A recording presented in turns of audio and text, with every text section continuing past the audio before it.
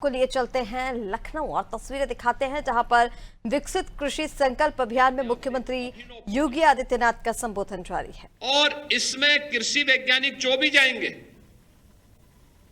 ये वहां के क्लाइमेटिक जोन को भी देखेंगे, वहां की भौगोलिक, वहां की सामाजिक, वहां की क्लाइमेटिक जोन की स्थिति के अनुरूप कौन से बीज यहां के लिए उपयोगी हो सकते हैं, कौन सी फसल उपयोगी हो सकती है, किस प्रकार की फसल बोई जानी चाहिए, बीज को समय पे बोना, अर्ली बीज का और लेट वैरायटी का क्या अंतर होता है, प्रोडक्शन पर इसका क्या असर पड़ता है, यह भी सब देखने का कार्य वे करेंगे और किसानों को, अन्नदाता किसानों को इसकी जानकारी देंगे।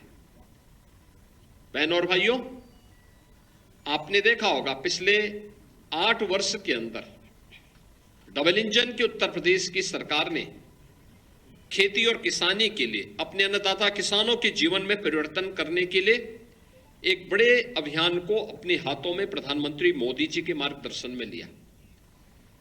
आपने देखा होगा उत्तर प्रदेश जैसे राज्य में इसके लिए भारी स्कोप है, भारी स्कोप है। यद्यपि प्रकृति और परमात्मा की असीम कृपा पहले से उत्तर प्रदेश पे है। देश की कुल कृषि योग्य भूमि की 10 से 11% हमारे पास है, लेकिन उत्पादन इसी 10 से 11% कृषि योग्य भूमि में उत्तर प्रदेश का हमारा अन्नदाता किसान देश के लिए 22 से 23% खाद्यान्न उत्पादन करने का काम करता है। बीच का कालखंड ऐसा था जिस कालखंड में अन्नदाता किसान सरकार के एजेंडे का हिस्सा नहीं बन पाया। लोग बोलते तो थे, लेकिन जमीनी धरातल कुछ और थी।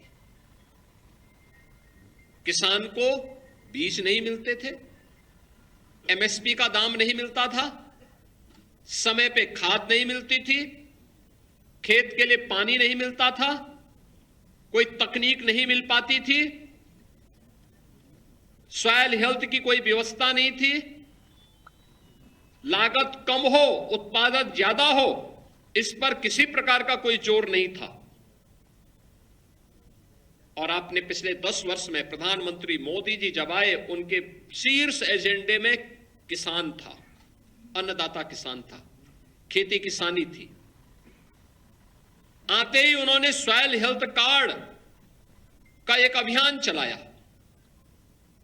हर किसान के पास अपनी धरती माता के भी स्वास्थ्य परीक्षण की सुविधा हो, इसकी सुविधा उन्होंने उपलब्ध करवाई।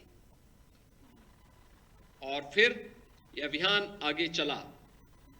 प्रधानमंत्री किसान कृषि बीमा योजना, प्रधानमंत्री कृषि सिंचाई की योजना, और फिर इसके बाद एक एक कदम आगे बढ़ते हुए एमएसपी होते हुए यह प्रधानमंत्री किसान सम्मान निधि तक का लाभ आज हमारा किसान ले रहा है। आप देखें पिछले 10-11 वर्ष में कितना परिवर्तन हुआ है, कितना परिवर्तन हुआ है। मैं देख रहा था गेहूं का दाम एक अन्नदाता किसान को 2014-15 में 1000 रुपया भी नहीं मिलता था, और आज उसी गेहूं का दाम इस वर्ष एमएसपी थी 2425 रुपये, और प्रतिस्पर्धा इस कदर थी कि मार्केट में 2800 रुपये में किसान, अन्नदाता किसानों ने अपना गेहूं बेचने का काम किया है। आप सोचिए 1000 रुपये का गेहूं पिछले 10 वर्ष में बढ़ करके 2800 रुपये तक प्राप्त कर रहा है किसान।